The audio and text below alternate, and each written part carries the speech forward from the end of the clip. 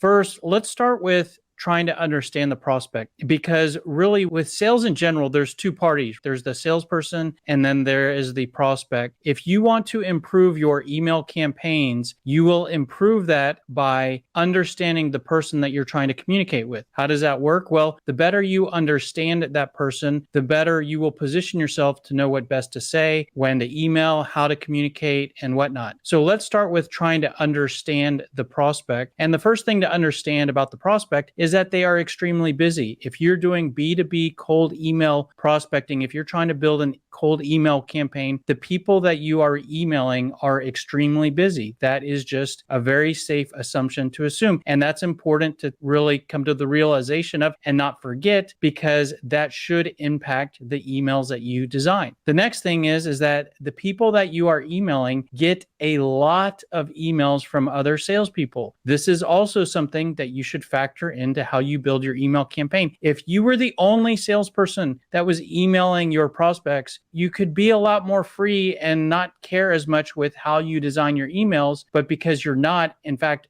there's a ton of noise that your email is coming in with, you need to factor that into your email campaigns. Humans care about their own stuff. It's not to say that we are all a bunch of narcissists, but we care about our own stuff. You, as a salesperson, your stuff is the product you're trying to sell and your company. The prospect stuff is the company they work for, if you're doing B2B, their income, their job, their family, their hobbies, their interests. If you'll notice, those are different sets of interests. You and the prospect don't share a lot of interests. And so one thing is that if you realize that humans care about their own stuff, that means that in the same way that you care about your product and selling, closing deals, making commissions, your prospects don't really care about that as much as their stuff. So if you agree with that, what can we do with that assumption? Well, you can design your emails so that your message is more focused on the prospect and their stuff. We'll talk about how to do that. It's also, I believe, safe to assume that when you're cold emailing, we're talking about building cold email campaigns here, you're sending emails to people that are not in buying mode for what you sell. This is not to say that they don't need what you sell. This is not to say that you cannot persuade them to buy from you. What I'm saying is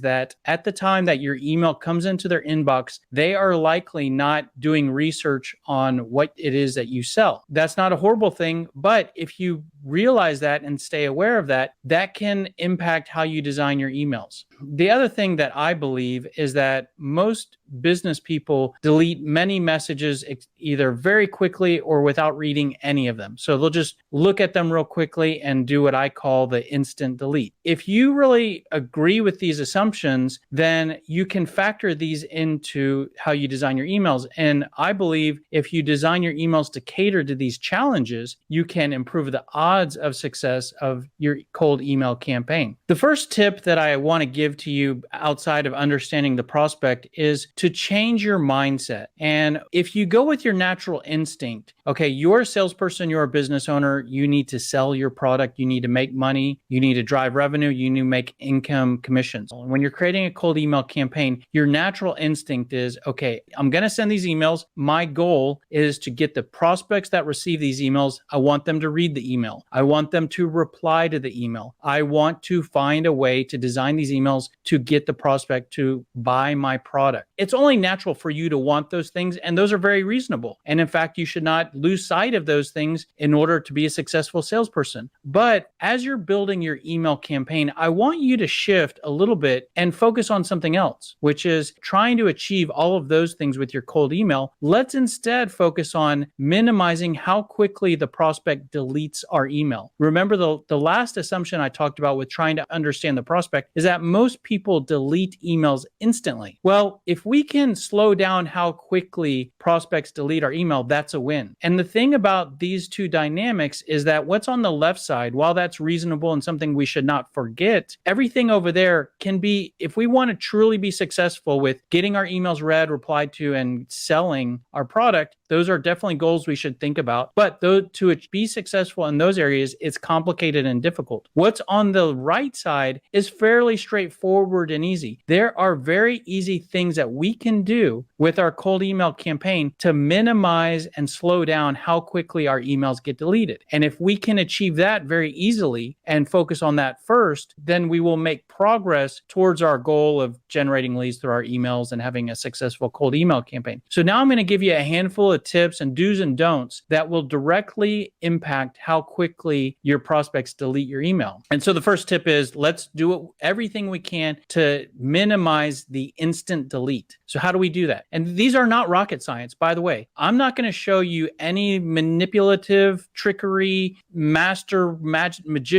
persuasion stuff. These are real easy things that you can factor into what you're doing. You can do these very quickly and easily. You don't have to have years of experience or some kind of educational background. You can do these. These are very easy. For example, the first tip is to be as brief as possible in your email. This is not a crazy thought, right? The longer your email is, the quicker it will be deleted. If you agree with that, the shorter the email is, the more we improve our ability to slow down how quickly our emails get deleted. So what does that mean? That means that we need to be very careful with every word we put into the email. The one thing that I recommend here is I want you to create your emails in the same way that you pack for a long trip. And I don't know if you've done this, but picture this if you haven't ever done this. You're packing for a long trip. You put everything that you might need out on the bed. And then there's probably too much there than you really want to take with you. So then you look at everything and think, do I really need 3 pairs of shoes or can I get by with 2 pairs of shoes? Do I need 3 pairs of pants or can I get by with 2 or 1 or whatever? Create your emails in that same way. Write out all the things you want to talk about or express. And then once you have it all there, go back and look at, okay, do I really need to say that? Not only can you possibly delete entire thoughts, but most likely you can say the exact same thought in less words. Every word you can delete is a win. Think about it as though every word you delete, you are taking one small step forward in minimizing the instant delete. So that's just a small change that you can do that you can easily, practically implement today that will improve the success of your cold emails. The next is to not sound like a salesperson selling something. When we understand the prospect, one of the key assumptions about our prospects is that they're getting a lot of emails from salespeople every day. So the minute our email is identified by the prospect as, okay, this is a salesperson trying to sell to me, they're more likely to instantly delete that. So then what do? Well, we minimize how much we sound like a salesperson trying to sell something. We will accomplish that in the email templates that I provide here. And there's no trickery. There's no inauthenticity. We aren't representing ourselves as a existing vendor, or we're not misleading in any way. You want to present yourself more as a business person or a representative than a product pushing salesperson. If humans care about their own stuff, what we need to do is we need to make the email about the prospect. If you go with your natural instinct, again, what I said earlier was you care about your product and selling your product. If you go with your natural instinct, you'll create an email that it talks about your company and your product. Resist that desire and instead create the emails where you're talking more about the prospect. There are small things you can do to not make your email look like a mass email. For this, I want to use an analogy here. Picture yourself checking your mailbox at home, and most likely you'll get a lot of advertisements. Some people would refer to that as junk mail. And so when you get junk mail, what do? You throw junk mail away really quickly. And you can, in some cases, you will rip up an envelope without even opening it and looking at what's in it, because you're looking for indicators that it is an advertisement, that it is a mass mail piece mailed to a bunch of people. If there is something mailed out to a lot of people, then most likely, and it's an advertisement,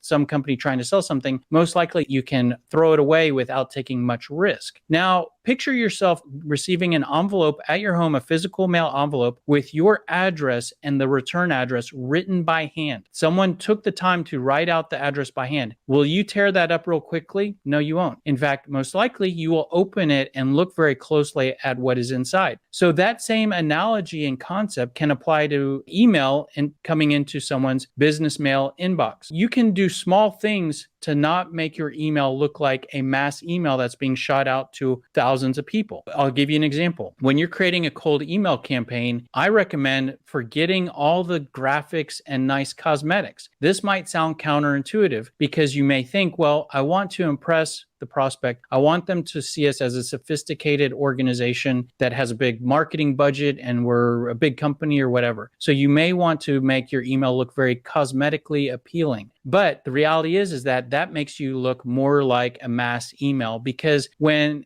that's the equivalent of sending a direct mail piece that looks very pretty and someone can tear it up and throw it away. I want you to create emails that look like the handwritten envelope so that someone is slower to delete it. And one example of how to do that is to use more plain text emails that are really only text, minimize including hyperlinks where you're linking to web pages. Just if you're sending to a link of something, treat it more as like a copy paste, like just paste the whole link instead of making the link real pretty with a hyperlink. So you want to make your email look as though a business person is typing it out for another business person, as opposed to someone creating a template that's being loaded into some email automation software that's being shot out to a lot of people. Again, this will help you to slow down the instant delete rate. Take a step back here and reflect back on previous modules where we've talked about the concept of don't sell the product, sell the meeting. And this kind of pertains to the sales process. And so in the previous training module, we talked about the ICE sales process, the 3-step process of you start with the interaction, then you're trying to drive towards the conversation, and then you're ultimately trying to drive towards the explanation, where after that you try to close for your product. If that is new information to you, I would encourage you to go back and watch our training module on sales process and on these 3 steps. We call this the ICE sales process for interaction, conversation, and explanation. And the goal of the interaction is to sell the prospect on the conversation. So the cold email,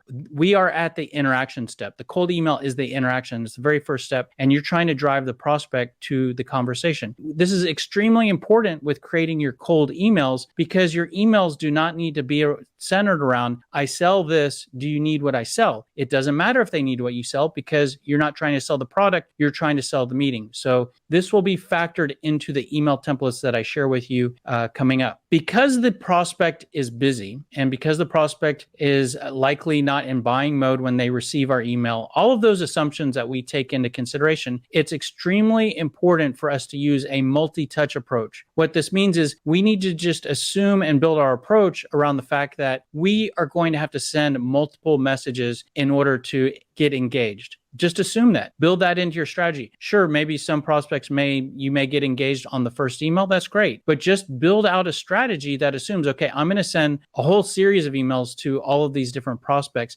In fact, not only a series of emails, but your overall strategy should include communicating in different formats, meaning the phone or voicemail, direct mail, whatever. But here today, we're only talking about cold emailing, but it should involve multi-touch approach from different methods and multi-touch in terms of different emails. Because we know we're going to send multiple emails to the prospect, we don't have to tell our whole life story or communicate all the information that we want to communicate in the first email or in just one email. A lot of times you'll receive a long email from a salesperson. So this breaks a lot of the rules that we just talked about in terms of brevity and driving instant delete and sounding like a salesperson. But one of the things in that scenario that salesperson could have realized is that they don't need to communicate everything in the one email. Because we're going to send multiple emails, you have a whole set of paragraphs and information to share. You know you're going to send multiple emails, so divide that message across multiple emails. That helps you to be more brief, and it gives you something else to say in the next emails. And because you're splitting up your message, what strategy that you can use is the goal of your emails. Well, it's not to sell the product, because we're not trying to sell the product. The main thing we're trying to sell is sell the meeting. And we can try to educate the prospect in this series of emails. Because we know we're going to send multiple messages, we can try to educate the prospect across multiple emails. So we don't have to teach them everything we need them to know in the one email. I get a lot of emails where salespeople are apologizing. And so one tip I have for you, and maybe you probably know this already, most of the people watching this, but one tip I have is to don't be apologetic in your email. Let me give you some examples of what I'm referring to. Starting out an email saying something like, I'm sorry to bother you, but this is something I want to talk to you about. I know you're busy and I'll be extremely brief. I don't want to take too much of your time. There's a few things wrong with this. First of all, you want to respect the prospect's time, and we know that they're busy because that's one of our key assumptions. But you can be respectful of their time without apologizing for sending them an email. You're a business person, and if you're doing B2B cold emailing, they're a business person, and there's nothing wrong with outreach from one organization to another. That's not rude in any way. So there's nothing to apologize for. So there's no obligation there. You can be respectful without apologizing. The other thing about saying anything like this, it devalues what you're reaching out to them to talk about. Let me give you an example. So let's say you find a wallet with a bunch of money in it at the park, and you see some people around where you found it. Would you apologize and be very cautious about going to talk to the people about the wallet? If those people that you're talking to you're going to interrupt them and take their attention away from talking to someone or doing something, would you be very cautious and apologetic? No, you wouldn't, because you know that what you have is extremely valuable to the particular person that lost it. Maybe the person that you're going up to isn't that person, but you would not be so cautious. You would say, oh my gosh, is this yours? I just found this. And so what you sell has value like that. In that same way,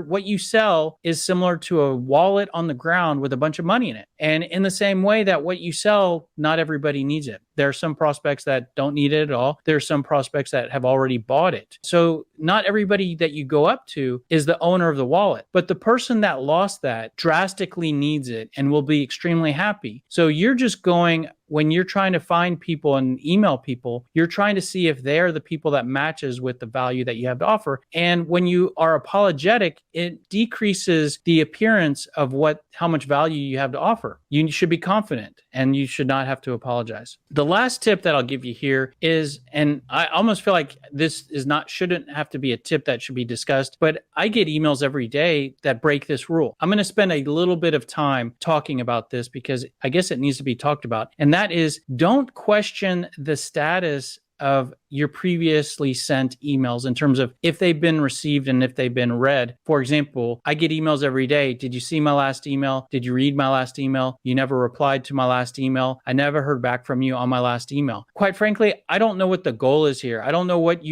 the salesperson accomplishes by getting an answer to this. Sometimes I just try to have fun and I'll just reply with a quick yes. And that'll be I'll answer the question. Do you see my last email? I'll just reply yes. And that's all I'll send. And then usually they don't reply to that. So I don't know what that means, but I just want to show you how bad this looks. And I'm going to show you some emails. We don't have to read the whole emails. Just read what's in yellow here, which is, these are real emails that I've copied and pasted. Did you ever receive my email about candidates we have? I just wanted to see if you caught my last message. Just wanted to touch base since I didn't hear back from you. Did you get a chance to take a look at my whatever they were mentioning? I have reached out to you the last few weeks with no reply. As we read through those, I would be curious to know, do you feel a certain way when you're reading those? There's a feeling of, almost like annoyance. It's annoying. And it's almost the kind of same way that a manager micromanage an employee. The prospect does not work for the salesperson. They are not obligated to read the email. They don't have to report back. So there's no obligation to answer to the salesperson. It's kind of rude. And honestly, the